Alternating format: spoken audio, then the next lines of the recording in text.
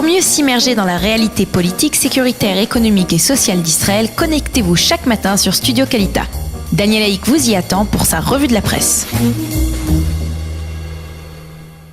Nous commencerons cette revue de la presse israélienne de ce matin par un scoop des Hadashot de l'ex-seconde chaîne de télévision. Binyamin Netanyahou est intervenu il y a plusieurs mois auprès du ministère américain de la Justice afin qu'il permette à Jonathan Pollard de monter en Israël et de s'y installer dans des conditions de liberté administrée, si l'on peut dire, qui sont sensiblement les siennes depuis qu'il a été libéré de prison, à savoir en 2015. Et donc depuis qu'il a été libéré de prison, Jonathan Pollard ne peut pas quitter la ville de New York, il doit rester à son domicile durant les heures normales de travail de 9 à 17 heures et il doit porter un bracelet électronique qui permet de le repérer. La réponse du ministère américain de la Justice est tombée ces derniers jours, elle est formellement négative. Les Américains refusent toujours de laisser Jonathan Pollard quitter le territoire israélien et ce en raison des actes gravissimes qu'il a commis. Fin de citation de cette réponse donc négative du ministère américain de la Justice. À la suite de cette révélation des Hadashot, la présidence du Conseil a publié un communiqué quelque peu laconique dans lequel elle affirme que Binyamin Netanyahou reste pleinement engagé à œuvrer à la libération de Jonathan Pollard.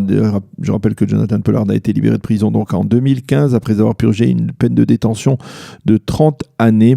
Toutes les sollicitations faites par Binyamin Netanyahou, par ses prédécesseurs afin de le libérer se sont heurtées à une fin de non-recevoir de la part des dirigeants américains. Une révélation du site d'information Cannes qui a été répercutée ce matin dans le premier journal d'information de la radio israélienne. Donald Trump, le président américain Donald Trump aurait décidé de reporter à nouveau la publication de son fameux plan de paix, ou ce que l'on appelle plus couramment le deal du siècle, de plusieurs mois. Il ne le publierait apparemment qu'au mois de février, et ce, à la demande expresse de Binyamin Netanyahou, qui estime que cela ne serait pas cela poserait des problèmes politiques et même sécuritaires dans la conjoncture actuelle en Israël, si le président américain devait décider donc d'annoncer son plan de paix dans les prochaines semaines. Il y a donc apparemment une décision américaine de reporter à nouveau ce plan de paix que l'on attend déjà depuis maintenant près de 3 ans. Le Yediot Aharonot, le Israël Hayom, fait état de crise grave au sein de la direction du Hamas à Gaza, selon des informations que le quotidien gratuit a recueilli. Ismaël Haniyeh et Yihya Sinwar ne se parlent plus. Mais plus grave encore, selon ces informations, cette crise aurait empêché la conclusion d'un accord de trêve avec Israël et ne permettrait pas la réalisation du marché qui devait permettre la restitution des corps des 2 soldats israéliens, Oron Shaul et Hadar Goldin. À l'origine de cette crise, donc au cœur du Hamas, une différence d'approche profonde, alors que Sinwar, qui a été libéré des prisons israéliennes dans le cadre du marché qui a permis la libération en octobre 2011 de Gilad Shalit, alors que Sinwar veut tout faire pour libérer ses compagnons qui sont restés en prison, eh bien Haniyeh, lui, se considère comme moins préoccupé par le sort des prisonniers du Hamas et il a donc torpillé plusieurs propositions de marché faites par Sinwar. Selon un responsable du Hamas qui a parlé au Israël Hayom, Sinwar paraît certes plus radical parce qu'il est issu de la branche armée du Hamas, mais de facto il est bien plus pragmatique. Ismaël Haniyeh, fin de citation. Et à propos de Sinwar toujours, le Premier ministre Binyamin Netanyahou a vivement critiqué hier les ministres qui se sont exprimés ces derniers jours en faveur de l'élimination de Sinwar. Il y a des choses que l'on ne peut pas dire et qu'il faut veiller à respecter. Et il faut veiller à respecter les directives du cabinet quant aux choses que l'on ne peut pas dire et à celles que l'on peut dire, a souligné M. Netanyahou. Je vous rappelle que pas plus tard qu'hier, dans le cadre de la conférence du Jérusalem Post, le ministre du Logement Yoav Gallant avait affirmé au journaliste Herb Kennon que Sinwar ne terminera pas ses jours dans une maison de retraite. Et toujours au sujet de Gaza, le commandant du corps d'armée israélien déployé autour de la bande de Gaza, le général Eliezer Toledano, a déclaré hier à des lycéens du pourtour de la bande de Gaza, de Sha'ar HaNegev, qu'il ne pouvait garantir un retour au calme définitif dans la région. Nous devons être patients, a-t-il dit. Le général Toledano a confirmé que l'opération des forces spéciales israéliennes du dimanche 11 novembre près de Khan Younis avait eu une importance tout à fait particulière.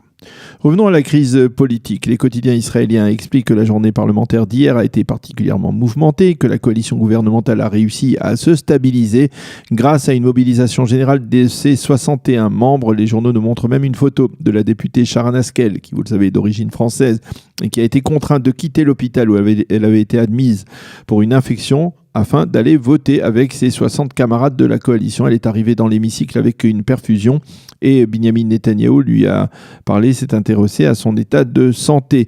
Les journaux soulignent que l'opposition a compris qu'elle ne parviendrait pas à faire passer son projet de loi de dissolution du Parlement israélien. Elle a donc retiré ce projet de loi afin de pouvoir le redéposer lorsqu'elle aura une chance plus sérieuse de l'emporter.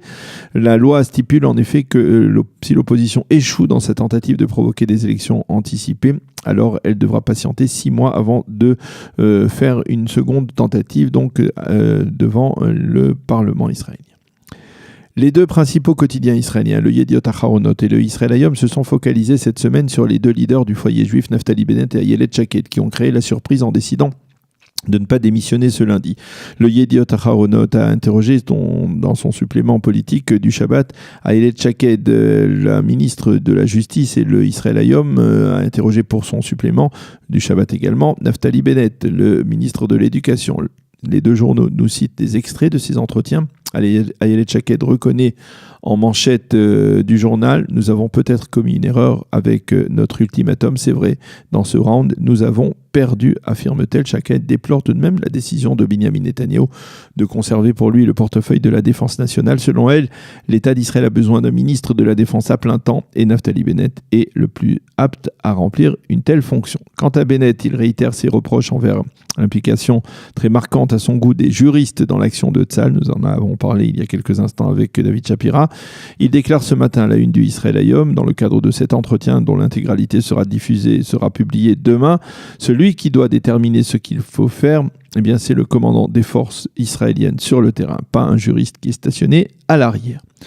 L'ancien Premier ministre Ehud Olmert, qu'il faut le rappeler, a purgé une peine de 18 mois de prison pour corruption, est intervenu hier dans un programme politique de la chaîne 10 israélienne. Il a saisi l'occasion pour critiquer l'attitude de Benjamin Netanyahou dans la crise sécuritaire de Gaza. Selon Olmert, qui n'est plus Premier ministre depuis 10 ans, il n'existe pas aujourd'hui de menace existentielle pour l'État d'Israël et les déclarations sécuritaires faites par le Premier ministre pour justifier l'instauration du cessez-le-feu à Gaza et le danger de provoquer des élections anticipées sont, selon lui, sans fondement.